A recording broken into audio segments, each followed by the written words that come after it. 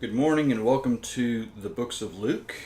This is the introductory course for Likewise College. We treat it as a training course for those who are unfamiliar with the idea of studying through primary sources.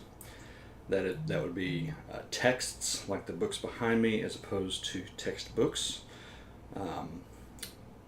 We also use it as a training to explore, which we'll be doing this morning, the relationship between the great books and anytime you have a collection of things that are great, one thing that we want to be careful of is that we understand what the term great means.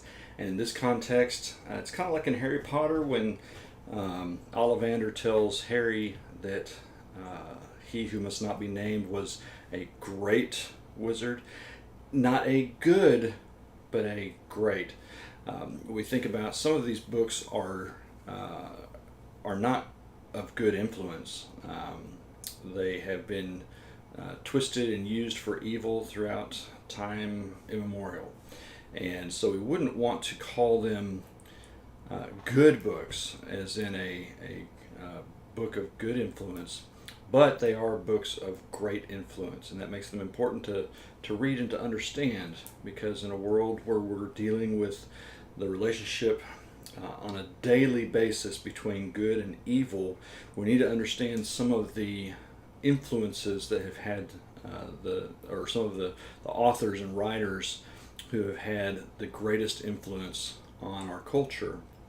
And here in the West, this collection of books behind me is a great place to start. It's by no means exhaustive, and I wouldn't suggest that to anyone.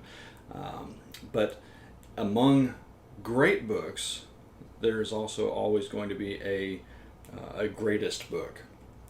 And the book of greatest influence, and the one that we want to make sure that we talk about today, is the Bible. This is my copy of the ESV, or the English Standard Version, and if we were to open this together, you'd see that it's a note-taker's Bible, and I've got notes almost every page that I've read. I'll likely have some notes. There are plenty of pages that I've not read with a note-taking mentality, that I've just read with a devotional mentality, but we have all sorts of notes in there. And what I want to talk about just very briefly this morning, and I do mean briefly, is when we are studying anything, any idea, there are going to be some ideas that make us uncomfortable. And one idea that can make some people uncomfortable is reading secular works at all.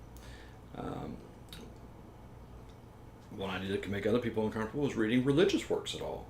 After all, religion has been used by tyrannical humans to impose more abuse and suffering than almost anything else, because it's so powerful, and it's hard for people who lack strong moral core to avoid using something so powerful to control others.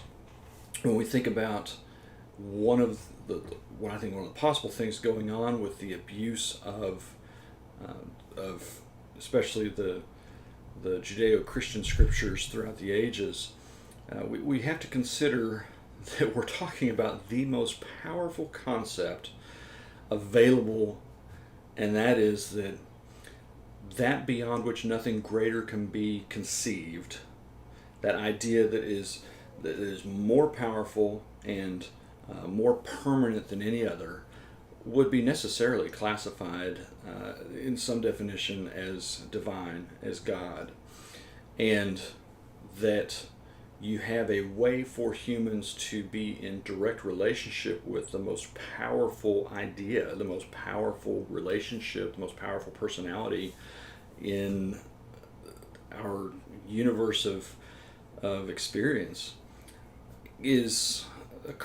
it can have a corrupting power. And there are plenty of people throughout the ages who have used religion and used the idea of that relationship and what they can do to control others through that relationship. And the result has been spiritual abuse. And so one thing that we want to be aware of as we read any great text is that it's possible that the ideas within that text both have been and will continue to be used to manipulate, coerce, control, threaten, work violence against other humans. The more aware we are of these things, I believe, the better job we can do of defending ourselves against such bad actors, and that we can equip others to protect themselves from bad actors like that. So, as we start looking at this training course that will prepare us for not only reading and studying great books, and we'll be talking about some study tactics as we go along. We'll be talking about some specific ways to engage with other humans over the ideas that we are discovering. As we do that, we want to be aware that we are coming up against and exposing ourselves to some potentially very dangerous ideas. And the most powerful idea is, whether you believe in God or you don't believe in God, the most powerful idea is that there can be a human relationship with that beyond which nothing greater can be imagined or conceived. And classically that's been defined as God. And the Judeo-Christian scriptures define God in a very particular manner. And when we get into the book of Luke and the book of Acts in this course, which is called the books of Luke, both of these written by the historian, the physician, the classical figure Luke, as we get into reading through here, we're going to see some big ideas. And one of the biggest ideas is religious superstition. And we want to be sure that as we are studying, that we are disabusing ourselves of superstition and the power that superstition would have over us. And instead, we are seeking for something true. And oftentimes that's going to threaten some preconceived, some previously held belief. And so I just want to warn you right up front, this is a serious course. This is a difficult training. It's not a long training. What it's designed to do is to get us thinking about ideas, admitting those things that we don't understand as we go through the text, and then discussing those questions that come up from that type of study and recognition of things that we don't understand. As we do that, that's where the learning is going to take place. And so I just wanted to throw that out there very briefly in this very first of the training videos, let you know that the relationship between the great books and the great book can be a compatible relationship. We can unearth within these books behind me something of what I believe it may have been Erasmus who talked about how the Israelites, they plundered the Egyptian gold. And one thing as we move through this life that we can do is we can plunder human experience, and we can explore it and gain those nuggets of wisdom that are compatible with truth, because all truth is God's truth, and not all truth is contained within the pages of your Bible. Some truth has to exist somewhere else outside of the Bible that is in no way threatening or can it do violence to your faith. Instead, truth exists everywhere, because the most powerful idea beyond which nothing greater can be conceived, that being God, is everywhere. And so truth, of course, is going to be everywhere.